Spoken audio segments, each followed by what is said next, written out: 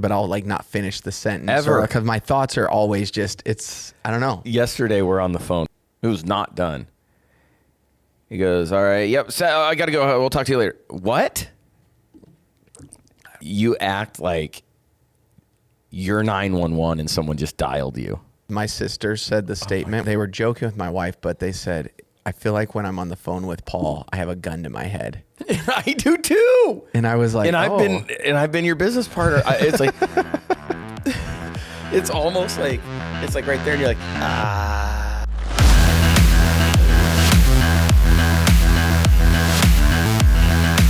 Welcome. I'm just joking. All right, we're here Friday morning. Two normal guys on a podcast. Yeah, man. Just two normal guys. I was wondering how that was going to go. You haven't. I don't think you've ever opened, and I just didn't know what you were going to do. Just two normal guys. I just wanted to have a normal Friday. My favorite thing is you said, and this is something you say a lot of times when you don't know what you're doing. I was just joking. Why do I say that? I don't know. You know how we all have our ticks?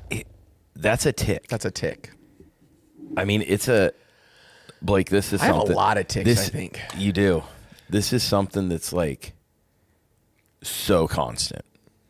Like so constant. We'll be talking about something and it'll be something that he fully believes and he's telling the truth about.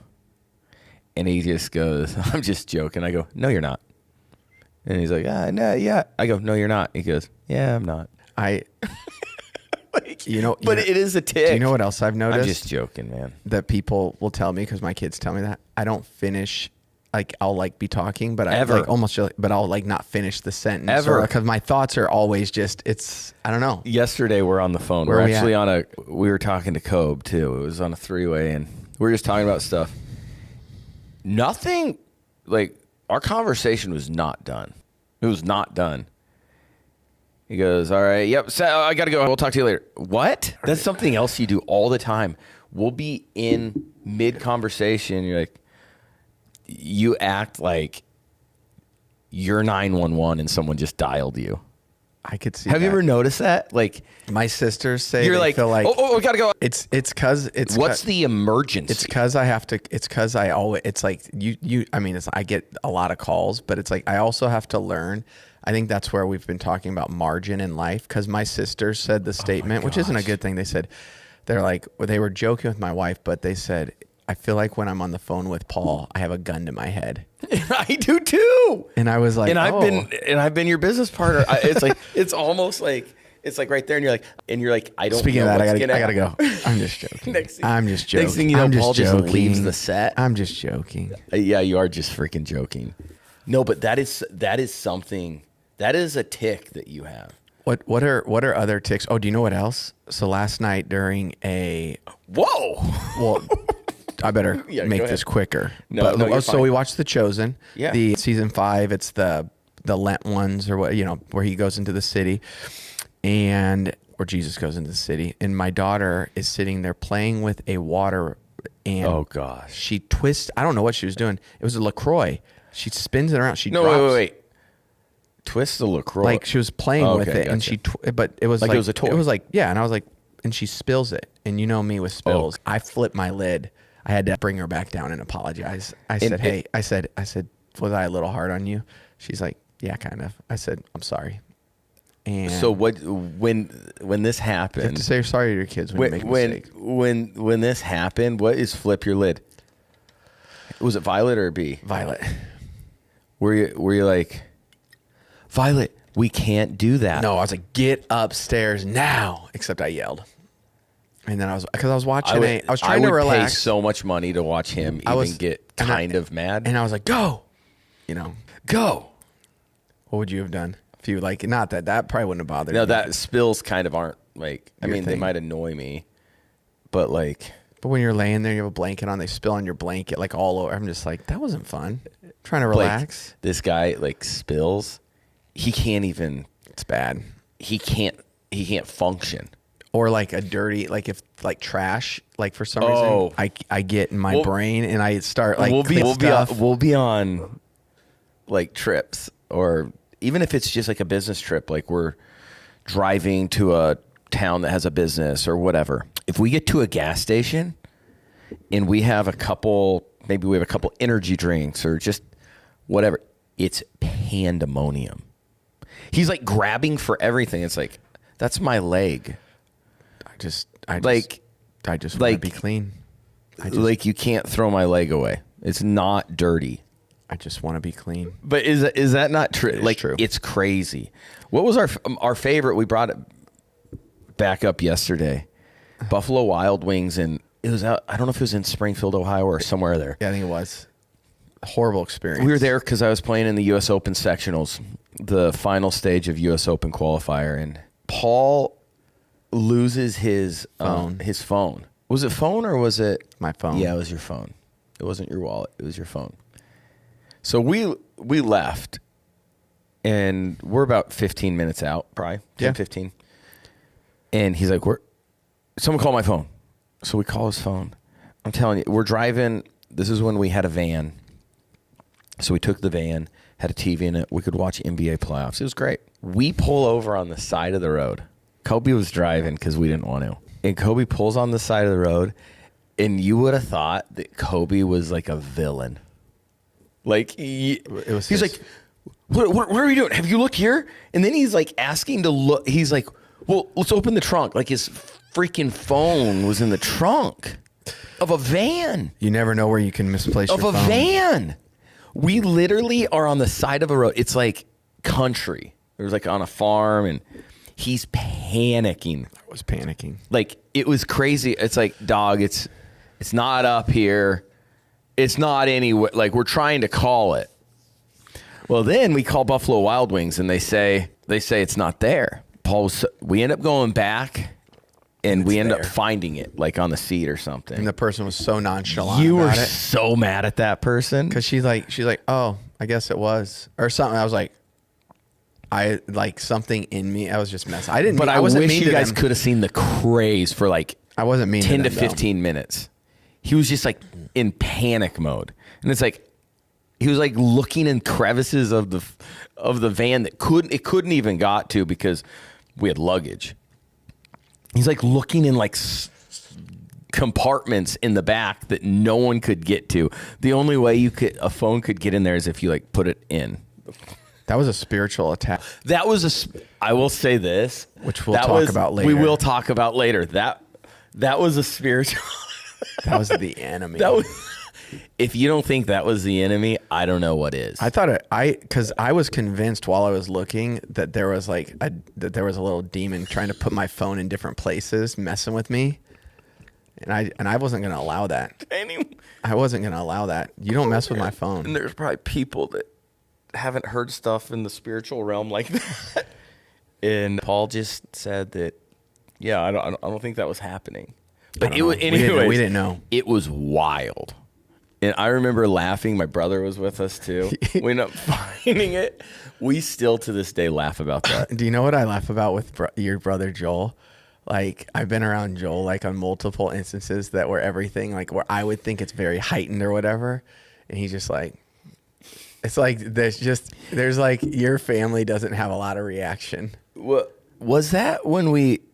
Did we ever talk about the Ohio Nacho lie on here? Yeah, we did. But okay. That's what I was thinking. That's what I was thinking. I was like, that was the same time, and Joel's just sitting there eating. Me and Paul are our first ever relationship Kobe's fight. having a nervous breakdown. It was our first ever relationship fight. We all know, like, working relationship fight, but it's borderline. I mean, similar because we were going to see how we were going to react. I mean, it was the first time. Just a reminder, because in case they don't know, I think it was episode 2 or 3. But I ate some nachos with Kobe while they were golfing an hour before dinner, and we said, "Hey, we're doing dinner." And we thought, I think Kobe and I were like, "Oh, we didn't know exactly what time." Like, I guess we're going to eat at 10 o'clock at night. So we get to the dinner place and we're not super hungry, and we're like, "What are you doing? Like, are you not eating?" And like I can't remember exactly how it happened, but they didn't tell the full truth. And I was like, why would you do that? Why would you not tell me the truth? Like, I could have handled the truth, But then when it's like you feel the need, you have to lie. It's like, man, I suck as a friend. We didn't feel like we were lying though. I think we were just like, oh, we ate nachos. Like, we didn't. It's one of those. It's one of those things you learn about in Sunday school in 4th grade. White lies. No, we didn't, because you didn't ask us about the nachos. White lies. We didn't. You're right. I didn't get in and say, hey, anyone have any nachos? But it was the Ohio nacho lie. Anyways, we've called it the Ohio nacho lie. We were going back and forth. And I thought Kobe was going to cry.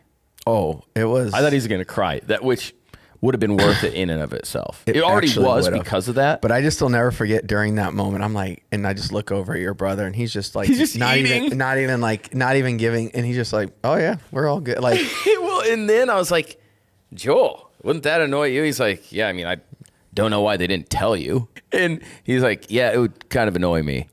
And Kobe's over there like crying in the corner.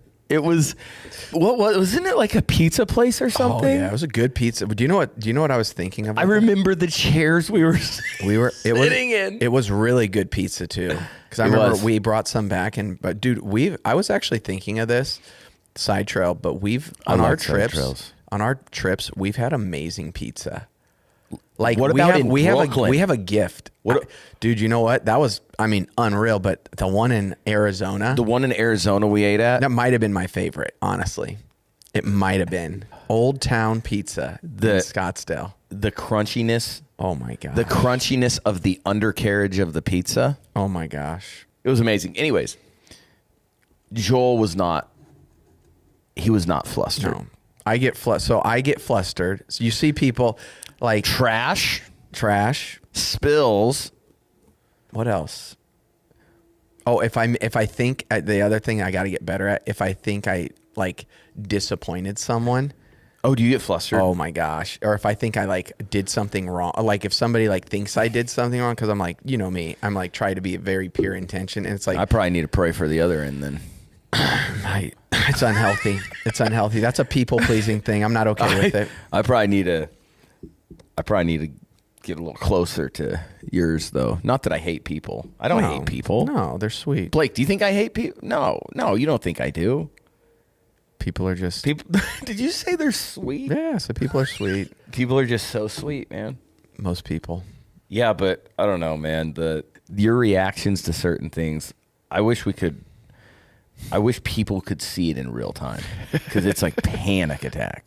Not that type of panic attack. It's just like you're the most flustered human being I've ever seen. How many times have you seen me pretty flustered? Not very many. I was going to say, I don't think you have. I'm trying to think when I've seen you flustered. You've seen me annoyed. That would be my flustered. The only time I've seen you was like when we're leaving and you're looking for something like a golf thing or a golf item and you're like trying to find it, or you like where did I put that? But you don't get that flustered really. No, I just get mad. Yeah, you get mad. Yeah, that's what I was gonna say. You get mad. I don't get flustered. You get mad. I'm like just become like really annoyed with the situation. Yeah, and more than anything, I get like really mad at myself. Like why?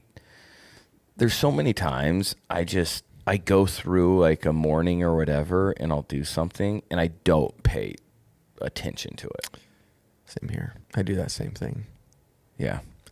No white lies, kids. No white lies. Unintentional. No white lies. Intentional or unintentional, which means it's intentional. What were you starting to ask me? What else is going on in the world this week? Oh, gosh. We're getting moisture. It's raining. Iran. That's really going on. I thought you said Iran, like I was running. No, but I do need to start doing that. You do. Yes, Iran. Crazy. Like the world's kind of crazy right now. The world's kind of crazy. Nebraska basketball. That's the craziest transition in the world. No, I was saying Iran, Nebraska basketball. Same thing. Oh, gosh. It's the same difference. It is. It's crazy right now. It's crazy. We're not playing good right now. It's pretty depressing. It's very depressing. Is it bad when you're a 41-year-old man and you're relying on 18 to 23-year-olds and their performance on the basketball court to make you happy? No. Gosh, it's very normal. I'm such a loser. It's very normal. Like, I was sad the other night. Yeah. You remember the next day I told you that? I was like, I'm like depressed. I can't say I get like that for Nebraska football, though. I don't either anymore. I didn't watch it though for a long time, but now I'm like back, and I'm like I'm enjoying watching Nebraska Never football. say that. I'm back. I took a long hiatus. Don't ever say, because what's happened is you say this, and then I've caught myself saying those stupid words.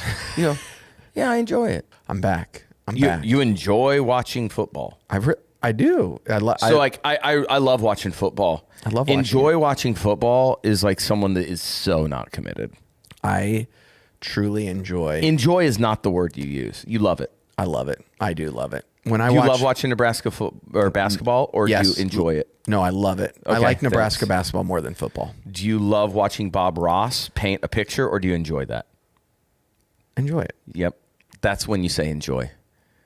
Like something like, oh, yeah, he's painting a pretty tree or like a cute little stream. You never say that if you're watching football. I remember when Bob Ross had me to his studio. We need to have a segment called Word Practice with Paul. That is true. My wife says that, but it's part of it is but I say my words like gel and gel. I say those wrong. Did you know that? I think I probably have some kind of speech impediment that my parents never got fixed. Bro, that's awesome. But I love them. They did a good job. Bro, I enjoy your parents. I enjoy them. I enjoy them. But they gave me that speech impediment. Did they? Yeah, it's because my mom drank. No, I'm joking. She didn't. She's never drank in her life, actually. We're just spreading rumors. Probably Lanphier is probably the sweetest. Pounding cases of beers at the house. No, she never actually. I don't think she's ever drank in her life. Not joking. But except when she was pregnant with me.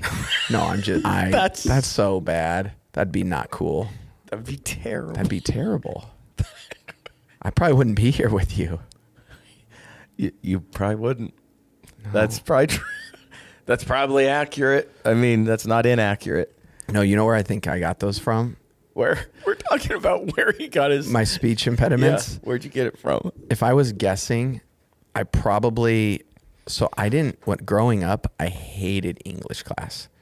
And I just didn't it wasn't my thing. I liked math. I liked science more. Didn't love science. Loved history, math and history though. And then PE course, but I didn't. Great class. But were you big into I didn't study. And then I got into college after I gave my life to the Lord, and then I studied like crazy in college. I never studied. Did you in college? Not a lot. Really? See, I took college seriously because I thought I was going to go be a doctor. Dr. Lanphier. I mean, I can't say I didn't know what we were talking about in classes. There were times I had to study in college, but I took college way more serious because it's I did too. Right. I did too. This is going to determine my job probably. That's what and now we're finding out it doesn't at all. Isn't it funny? I didn't go to school to be a business broker / M&A advisor / whatever I'm doing. Isn't it funny that you think about that stuff? It's none of it, a lot of life, but that's where saying yes to the opportunities and just being open-handed in life versus I'm going to go to my college, get this degree. I did go to college. I did go to college to play lives. Football though. You did, and you made it. So I actually was taking it, and I studied football stuff. I should have done the same thing. No. But that would have been cool, studying football. What? Do you think I would have been a good grad assistant? No. What's the lifestyle of a grad assistant? Terrible. Is it? You're there all day. Grad assistant's a graduate assistant, and they take classes, but they're also a coach, and their life they sucks. do the worst stuff, everything that no one else wants to do. Now, that's how a lot of guys rise up. That's what I was going to say. But it's not great.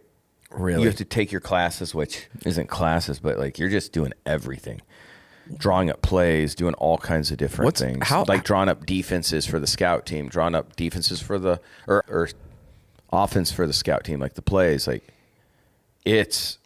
You would not have done well. Okay, here's a question. So you know how we could go meet with someone and know man, that person, the reason why they're successful, we can see the things they do in their business. Yeah. But so for coaches that rise really quickly, Mike McDonald, I was reading about him. I think it was a 10-year, pretty quick rise from grad assistant to head coach in the NFL. How does that happen? How do they see that person being different? Could you tell? My whole question, I guess I'm asking is, could you tell? So if you're with the coaches you had in San Diego, a Shane Steichen or Nick Sirianni, did you know they were going to be head coaches? If not, offensive coordinators. Okay, you know that, but you could tell they had that skill. Yeah, I mean, I think the thing is, it's just kind of like with people in business, people in any line of work. If they're a hard worker, yeah, their attention to detail, they do everything correct, they treat people well, you're going to be successful kind of in anything. That is true. I don't know if it's even, I mean, kind of, I don't want to say everyone in the NFL, like coaching world, has skill. That sounds bad, but it's not. But like, if you actually want to be good at something in this world, you can be good at it. Yeah, I agree. I hate it when... I do believe that you have to have some gifting, though, like to even... like, you know what I'm saying? Yeah, and that gifting might even be that you're a hard worker. That's true. Or your attention to detail is wildly good. Or, like, you care about people. Like, I think the difference in the NFL and sometimes in the real world is you're actually... if you put in the time and you put in the work... you're probably going to rise up, because just like in the NFL and like just like in the real world, there's people in the NFL too that don't work hard and like cut corners. The guys that don't cut corners end up being the head coaches, the offensive coordinators, the defensive coordinators. And you can tell that though just by how they're going about things. And then there's guys in the NFL that play that cut corners, don't do the correct thing. They're fine with not doing something a certain way, and it's like, no, it's supposed to be done a certain way. If you do it the right way in anything, you're going to be successful. True. Like I think people like overthink it, and it's like, how many people, like, maybe they have tons of jobs, whatever, they're like, oh, I'm not rising up, I'm not doing... yeah, you're not doing the stuff correctly. Yep. Like, it doesn't matter what it is. Yep. And the thing is, if you ask them to do something that they say they'll do it, they'll do it. It's not, it's 100% chance they're going to do it. It's not a, sorry, I forgot about that. Yeah. It's a 100, like the Mike McDonald's, it's 100% chance he's going to do it. Yeah. If he says, hey, I'll write this coverage up, I'll do this, it's done. Like, you don't have to think about it. So if you want someone to run your organization, you want someone like that. Did you know him? Yeah, he was with me in Baltimore. Him and I would go back and forth talking. We'd be in the weight room, and he'd give me a defense. And he's like, well, what are you going to do against this? I go, well, I do this, this, and this. I go, depending on what down it is, I do this, because you have to tell me what your coverage is. That's wild. And then he'd be like, well, what if I did that? I go ahead and do it. We'll throw hot, and we're going to, if we have a quarterback that's smart, like that doesn't work. But that's the thing, is he's taking advantage of people, because quarterbacks kind of, not all of them, but they suck. Tom said it. Tom Brady said it. Quarterback play is not what it used to be. They can't read. You don't have to be smart to play a quarterback anymore. Now, if you are, you're on another level. Well, look at Josh Allen. Yeah. And look at Patrick Mahomes. Like, there are guys. Look at Matt Stafford. Yeah. Like, there's guys. But not every... You don't have to be smart to play football. You know what's wild? A lot of those guys, though, it is like watching them now, those are becoming less and less. So the gap between who's great and who's good, it's so will large. Start becoming. It'll start becoming massive, because I literally why? But there's no accountability anymore. Yeah, like, because we're in a world of no accountability, because everyone's so afraid to hurt someone's feelings. It's like, I don't know, we're dealing with $1 billion business, not billion, billions. Like, I heard valuations are upwards of almost like 10 bill now. Yeah. Like, if you're afraid to keep someone accountable, you probably shouldn't be in that role. But once again, like last week we talked about, look at the youth sports where it's all just people.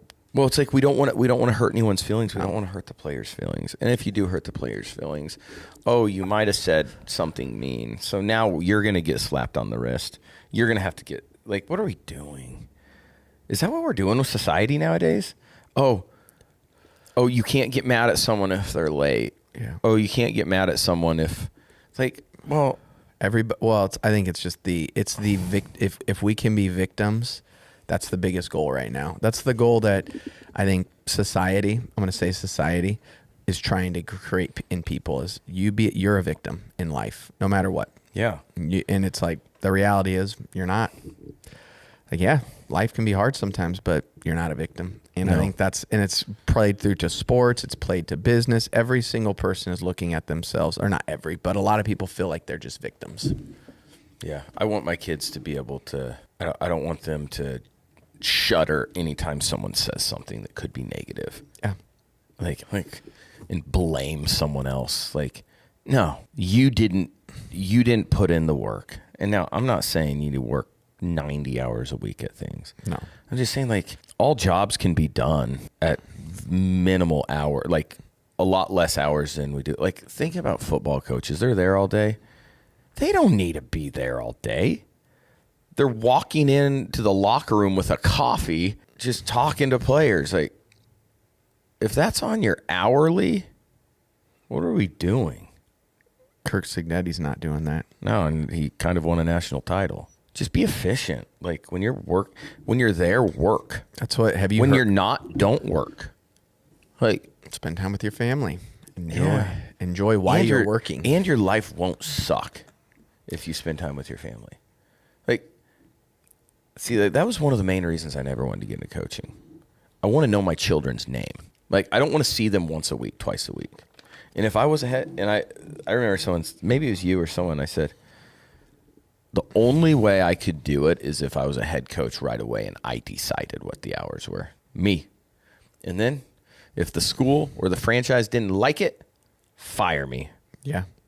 Like, there's so many coaches that stay all day, all night, and they're just not good. It's that way in corporate America too. It's like part of it's playing the game that's always been. It's well, like, because this is one successful person did it like that, and that's what corporate America. It's like the guys who stay there. They may not even be the most efficient, but they look at them. Oh, those are hard workers. It's like, no, you can, like, you don't have to live your life like that. Think about the people that have tons of money and they have no family. Yeah. Think about the coaches that have Super Bowl rings and they don't their kids don't wake up in their house on Christmas. Yeah. Sign me up for that. Never. But I have a lot of money and I have power and fame. I'm just joking. I'm just joking. I'm just joking. I'm here to have fun. That's not even a joking thing. It is actually serious. Like, you think about it, it's like that would be. There's no world where you need to just say, I'm just joking. I'm not joking. Me personally, I'm not joking about that. Paul can joke all he wants about it. But we want those coaches to feel safe with us. 'Cause we want. I've never said that. That's not me.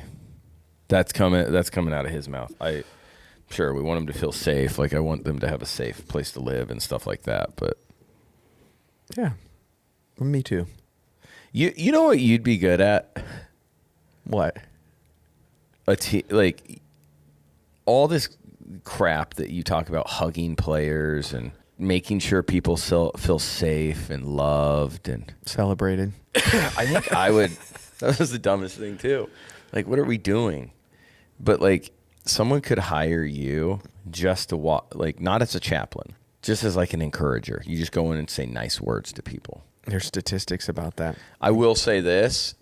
I don't think the team would be better, but if, like, in this world that we live of, in this victim mentality, you'd fit right in on a franchise. I'm not saying you'd fit in the victim. I'm saying, like, your talents would enable the victim. Maybe they would. If you got hired, because you just go in and say nice things and say, it's not your fault. It's not your fault, buddy. I know you didn't block the guy and Tom Brady got sacked, but it's not your fault. You're a kind man. You're beautiful. Tell me what you would say. Okay, before we go ahead, what would you say to someone, a running back that let up 3 sacks on Patrick Mahomes or a star quarterback? Like, he just didn't do his job, whether he had missed assignments, 2 missed assignments, and 1 he just didn't block correct. What would you say that week, that following week on Tuesday, he's in on his day off and he's just, like, getting treatment and he's down. Well, he's down. And you walk in. I pull him aside and I say. No, wait. You walk into the training room because he's just getting treatment. You're like, hey, Tommy, when you're done, come into my office. What would you say to him? Sit down with him and I'd be like, where's your identity lie? Does it lie in people watching you and you making mistakes, or does it lie and that you're created by God and you're going to start blocking better. What I would say, what if he's an atheist? I'd say, do you feel loved right now? I'd say that's a legit question. I'd probably anything about the Lord. I'd probably ask this question. I'd say, how's your heart doing? How's your heart doing from those missed tackles? Missed blocks. Oh yeah, missed blocks. I'd say, hey. So that's what you'd probably say. I'd probably say, hey, how's your heart? I'd probably be like, hey. I'd be like, what's going on? What happened? And I'm Tommy. I'm like, I didn't know I messed up on my assignment. I would say, guess what? We believe in you as a franchise. We believe in who you're called to be. And guess what? Next week, if you miss those blocks, I'm going to fire you. But you're still going to. Can I say this? The head coach gets fired if this is what. No, I'm the chief. I'm the chief encouraging officer. No, I know. But hey, by the way, do you think that could be? If you're the CEO, the chief encouraging officer, what the head coach is fired if saying we believe in you. We believe in you as a franchise. No, we don't, buddy. You just had our franchise $60 million quarterback sacked 3 times, could have got injured, almost concussed. Do you think players like a Brady or Manning had the power if they went to the coaches and like, we got to get rid of that person? Yeah. Really? Yeah. Gosh, that'd be a nerve-wracking place to be. For them? No, for people under them. People that played with them. If you do the right thing, it's not going to. If you do what you say you're going to do and do your job. So would I be the chief encouraging officer if you got hired as a coach? Would that be my title? No, I wouldn't let you speak to the players. No, I'd be hanging out at practice with you guys. No, yeah, you'd be there, but you wouldn't be allowed to talk to the players. You'd be allowed to talk to the coaches. Can I write them notes? No. Well, what? Like we're passing notes like we're in 4th grade? Encouragement notes. No. Really? No, I wouldn't allow it. You wouldn't be the chief encouraging officer. You would be your title would be Danny's friend. I'd pay you good though. You'd get like, bro, couple. You get like 400 grand. Okay, for that role, be part-time role. I'd like it. You would have zero responsibilities like around people. I'd be like getting waters. We'd be hanging out, get you waters. Yeah, stuff like that. Be in the room. Get me water. Hey, get our offensive coordinator some water. So I'd kind of be a water boy for the coaches. I would never let you give them for the players. And I'd let you speak. I'd be nervous about. I'd let you speak some sort of life over. Like our coaches, but it couldn't be what you're doing. It wouldn't be like, how's your heart? Would players they'd slap you? Would players like? Here's a question. They'd make fun of you. What about coaches who never played? Did you guys respect people like that? So that's a loaded question right there. Yes, in some stuff when it comes to like certain things players do on the field, and they try to tell it's like, dog, you don't have a clue. Like. I'll tell you what I'm feeling and what I saw and what I was trying to do. Some of them, yes. Like if they played high school and college, yes. But like there's some that like never really did anything. It's harder, especially when especially if they try to yell at you and tell you what you should be doing. It's like, bro, like that'd be hard. It's tough. It'd be tough. But it doesn't mean I don't like them. Like there are a couple that I can think of that, yes, I respected a lot that didn't play. Because you can be a good coach. It's not a prerequisite to play. Did Mike McDonald play? I'm sure he played. Or not Mike. What's the guy's name for the Dolphins' old coach? McDaniel. I don't know. Who's their new coach? He might have been college and stuff. But the thing is, what you do, like a lot of coaches, you don't have to be an unbelievable player to coach. You could be a terrible player. But it's when there's certain coaches and certain coaches that played that can deliver a message differently. If you're delivering a message like you've done it before, then I lose respect for you. Yeah. If you're saying how you want it to be done and you never played, I'm okay with that. And then you have a conversation about it. Yeah, that makes sense. But it can be tough. It can be a battle.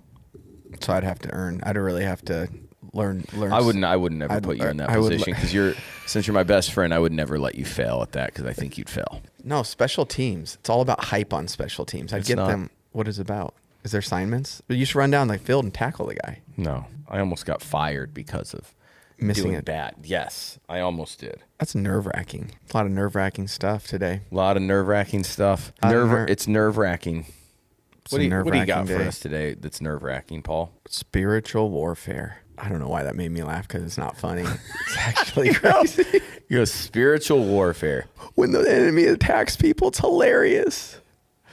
I'm just joking. I'm here to have fun. Yeah, you are here to have fun. I'm just joking. But no, I was, I was reading today.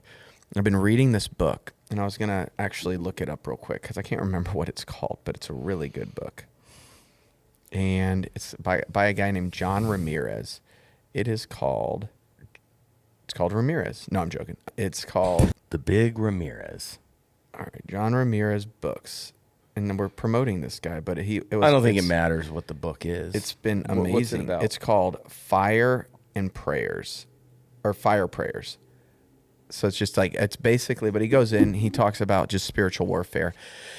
And it's just reminded me even this life, we always think the battle, like what's the enemy's goal? He wants to get, we're Christians, so we're saying the enemy, that is the devil. But it's like what we're saying is, what's his goal? It's to get us distracted. Yeah. It's to get us focused on like our offense, people hurting us, whatever it is. It's to get us focused on situations around us and versus the actual reality that like we live in a spiritual world. Yeah. Like we do. We are, and so we have to fight our battles in a different way.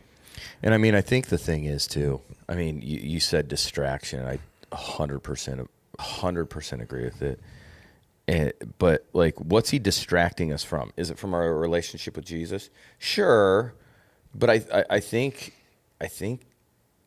it's also like, man, like what God, or what did Jesus instruct the disciples to do?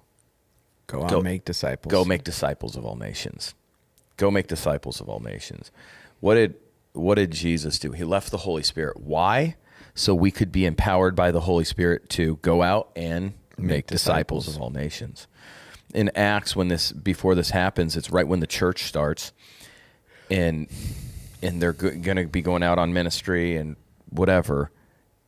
It's all to go make disciples of all nations and spread the good news about Jesus Christ. And if we really think about it, anytime we deal with anything, yeah, like anxiety, stress, health-related stuff, whatever it may be, most of the time we're all right. There's times where bad things happen, but like most of the time we're fine. Yep. Or like we're functioning, right? Yep. But what it does, if I look in my past, if I look at the anxiety, the certain thing, and it doesn't mean you're bad for having anxiety. Yep. All he's trying to do is distract you. That's it. And the thing that's cool about Jesus is he makes those bad things, those distractions, and he turns them into good. Yep. If we allow him to, right? Yep. And I just think of so many times when things happen, finances hit, or something tough in your home. One of your kids is going through something. School's tough. Whatever it may be, how many times do we just go inward and think about ourselves? A lot. Like it's all inward, and it's all about me, and it's like I am so distracted that I'm not I'm not someone that is huge on the word calling or purpose. That's just you know that with me. Yeah. I'm just living my life. But we are called to do stuff. Yeah. Like there is a calling on our life. And when we're distracted, how can we function in that calling? Yeah. Can't. Yeah. Like, I mean, when I'm so consumed with things in my head or in my mind, Yep. thoughts, whatever it may be, I am not, I'll just be honest, when I'm dealing with these things, can't say I'm super partnering with the Holy Spirit to spread the good news of Jesus Christ. No. I'm partnering with, I'm consumed with my own thoughts. You know what I mean? It's like I'm partnering with those, like whatever it is. It's like I'm trying, and there's times where you try to fight through, but I think one of the things he said that we have to know, it's like we have to know Scripture. Yeah. And how do you know Scripture? By spending time in it. Yeah. Like that's it. That's the only thing. And the thing is, like, we can continue to live in the distraction. Yep. And my guess is the devil's laughing the whole time. Yeah. My guess is he's like super cool with it. He's like, I thought this would distract him. Yeah. And what an idiot, by the way, because he thinks the distraction's good. And like, if we allow it, God uses it for good. Yep. Like, man, I think I've shared it. Like, man, I'm thankful for every time I've dealt with something, because it's given me, I don't know if I shared this on here, but I've talked about this. The big thing right now for me is Acts 2 has been a big deal for me. And the tongues of fire over the people's heads, and they all started speaking in different languages and whatever for the other people that were there, because all different nations were gathered together. And the thing that's cool is God's giving us languages for other people. God gave me a language. I know so many people over spiritual, or I want to be careful how I say that, but like with anxiety, with that, I think God was giving me a different language. I do. I think God gave me I'm bilingual now. I'm multilingual, because God gave me the language to speak to other people that have anxiety. God gave me a language to speak to former athletes that you and Blake don't have. You guys don't have that language. I do. And the same thing is, God gave you languages of people that deal with other things. But you speak that language and you can speak into other people's lives. Yeah. Like, so yes, maybe negative situations, maybe distractions, maybe whatever the heck you want to call it. But through those things, God wins. That's it. I think I was thinking this while you were talking. I was like, we can't let the distraction become our identity. It doesn't mean we be dismissive and just be like, oh, I don't have any problems and life is good. Bull crap. That's bull crap. It says in this life you will have trials, you will have tribulations, but take heart, because I think that's the verse, because he has overcome the world, or he has overcome those things. But it's like, we will have those. But here's the reality. And that was on Chosen last night, season 5, episode 1. But I think when we actually say those distractions, those hard things, it's like when we bring those to him and say, you've overcome these. Yeah. And I'm going to stand on that promise. It's not like I'm going to deny him, but I'm going to stand on the promise greater than the distraction. Yeah. Oh, you could preach on that. I mean, and I mean, if we look at it too, like we're talking about the spiritual realm, like we're gonna face things in our life. Yeah. When you become a Christian, it doesn't mean it's just like life's easy. It just doesn't. Some people think like, oh, that's just cracking the code. Nothing ever bad's going to happen to me again because I accepted Jesus. Well, that's very, very not like how it happens. Yeah. Now, you're going to be awesome because Jesus is going to be hand in hand walking with you in those things. Yeah. Like every distraction that we have in our lives, like I'm just asking God to partner with me. Yeah. Like I kind of need your help here. Yeah. I need your help. Yep. Because you've already won. We're at the end of the day, he's undefeated, which makes us undefeated. Yep. But we have to live in that. Yep. And it doesn't mean everything's going to be perfect, but we do have power. We do. I think that's the other part. It's like we have to know but we know our authority when we spend time with him, because he keeps reminding us of his authority and who we are. Yeah. And I think people are afraid. It's like, oh, it's all God. No, it's not. It is. Like he's in you, but it's you too. Like he made you, actually. He cares about you. You're his son, you're his child. He doesn't, like my kids, if they're like, oh, it's just my dad, or my dad does, it's like, I'd be like, no, you're my son. Like I want you to actually live out who you're called to be. I think we have the authority, like we have to know our authority. Like they know because they feel loved by me, right? My kids when they feel loved by me and they know like their dad's got their back, they're going to go do really cool things. When they don't feel that way, what are they going to do? Yeah. They're going to cower. They're going to be scared. They're going to, whatever it is. Mm-hmm. I think the thing to do anytime the enemy's attacking you is what we would call it in the church realm. I don't know how many times there have been, like, I just don't even know what to do. Yeah. You know what I mean? Whether it's through the anxiety, through other things. I think the biggest thing is demons and the devil hate Jesus. Yeah.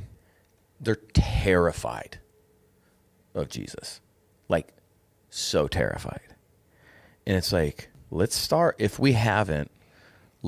using our power in his name. Like, I don't know how many times, like, even in my life, but people have said this, like, hey, if you don't even know what to say his name. Yeah. Freaks the enemy out. He's defeated death. Like, it scares the crap out of him. Yeah. I don't know how many times I've whispered Jesus. Like, when I've been struggling or I have no idea what to do, I'm just like, Lord, help me. Like, Jesus, I need you. And there's power in that. And I think when we get to the point of recognizing it, like that, the enemy loses his power. He does. Loses his power. I mean, he doesn't have power over us, but I'm saying, like, even like to distract. Disarms. Yep. To distract. And I mean, we were talking about the full armor of God earlier. Yeah. When we're following Jesus, we're not on the other side's team. No. And it's a war. So, I mean, we could go, it's the end of Ephesians, but we could go through it, but we're not going to go and read it because then I'd have to look it up, but that's terrible. I think it's Ephesians 6. It's good because I've memorized right? I'll just say it right now. No, yeah. Sure. But like, it's wartime. Yeah. And it's like, let's put on the armor. Yeah. Let's buckle up. Because number one, it's a lot easier going into a war like this when you know you've won. When we buckle up, we've won. We've won. We've already won. But I think it's always making sure you're armed with him. Yep. With his being filled with the Spirit, acknowledging him. And I think that's how you have to go about your day. I do too. I don't got anything else. I thought that was really good. Just joking. I'm just joking. How about that? We're just here to have fun.